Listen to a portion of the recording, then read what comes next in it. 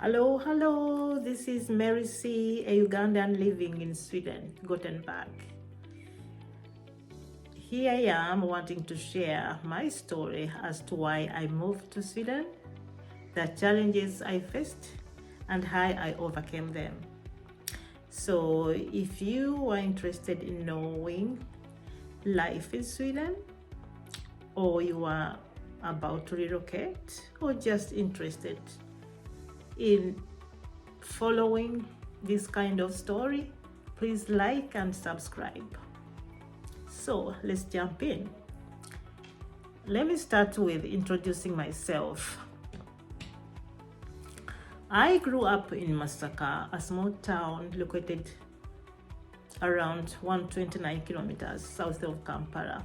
Kampala is the capital city of Uganda. So I come from the south. Life after the war of Idi Amin was challenging.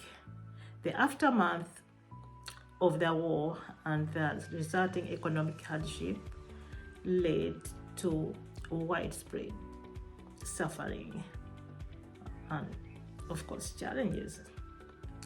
My mother, a single mom and dedicated civil servant,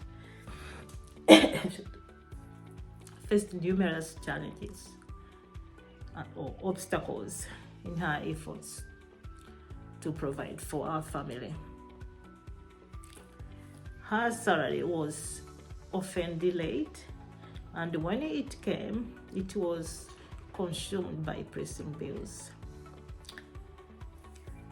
These experiences made us rely on our faith and instilled in us a sense of humility, which made us navigate life in a better way. So my journey to Sweden began unexpectedly at Lakeview Hotel in Imbalala, where I was working at the time. It was there that I met my husband, who was on his route to Bwindi impenetrable forest for gorilla trekking. Our chance encounter blossomed into a meaningful relationship that led me to relocate to Sweden to start a new life with him. So after we met at Lakeview Hotel, I honestly didn't expect my husband to call me. Then he was not my husband, of course, but my friend, I would say. But just a few days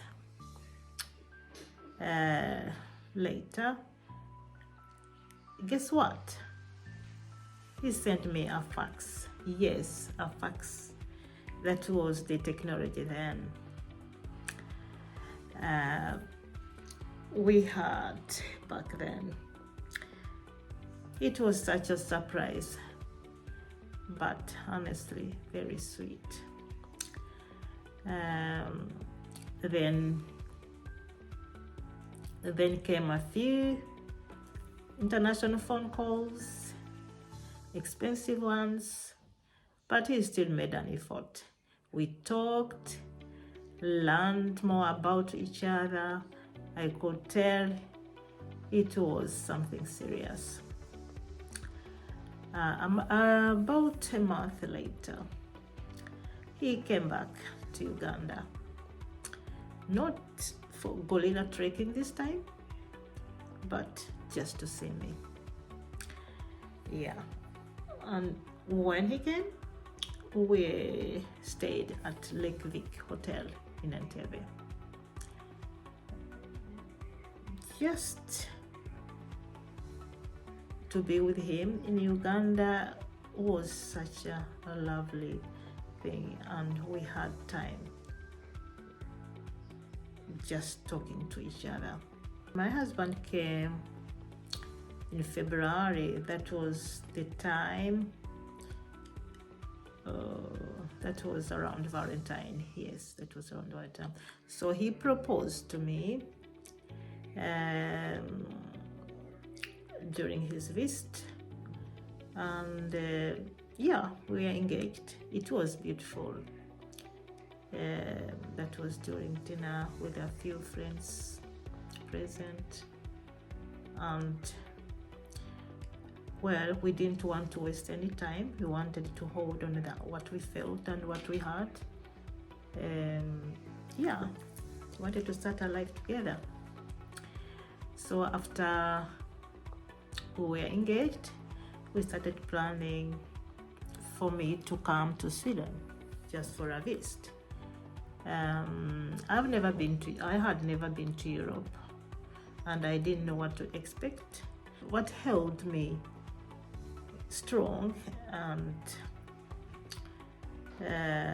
positive, that it was the love I felt for my husband. So we didn't waste no time. Started, processing the papers for, the documents for my visit.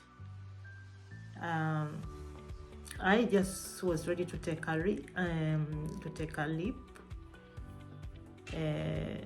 because love gave me the courage. So not long after our engagement, I took a leave and we began the process for me to visit Sweden. It wasn't simple. There were visas, paperwork, and a lot of waiting. But eventually, everything fell into place, and I boarded a plane full of excitement, nerves, and was ready to visit my then friend, a boyfriend, if you want to call him. We are not married. I arrived in Sweden in April, thinking spring would greet me with sunshine, flowers, but instead I was met with cold winds, bare trees. Also, coming from Uganda, I couldn't believe what I was stepping in.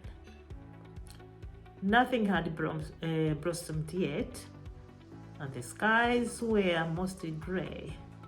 I felt like I had stepped into a quite frozen world. The jacket I had brought with me was not enough for the Swedish weather. I was freezing. So what we had to do is go shopping, just not to catch a cold, and also so I could fit in. Everything I had brought with me was not fitting in. I had to go and do some shopping. So my husband, or my then boyfriend, drove me to a shopping mall, and we started shopping. I bought jackets, I bought trench coats.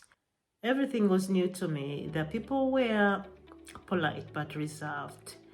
I couldn't understand the language. I was constantly smiling, nodding, because I didn't know what else to do.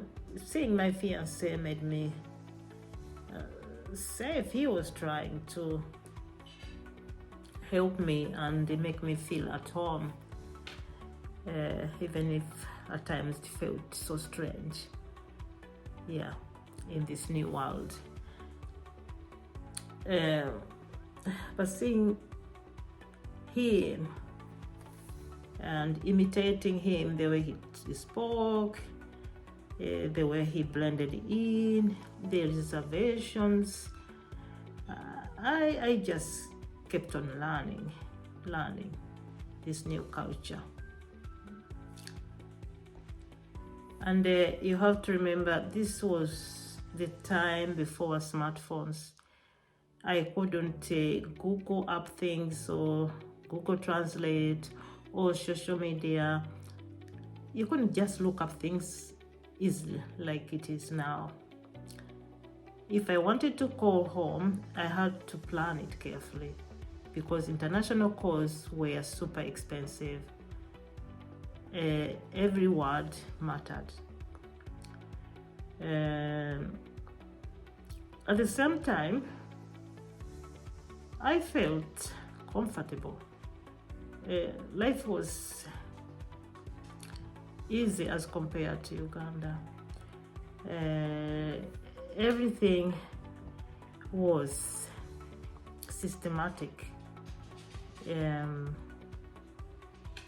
Everything was done according to plan.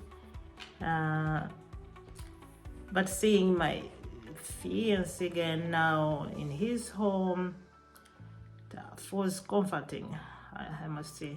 He helped me navigate it all. And even though I was excited with this life in Sweden, I also felt a weight of everything I had left home. I told myself, well, you can cry later in the shower, but for now, just learn and observe and adjust. Yeah, you suck it up and then adapt. You just adapt.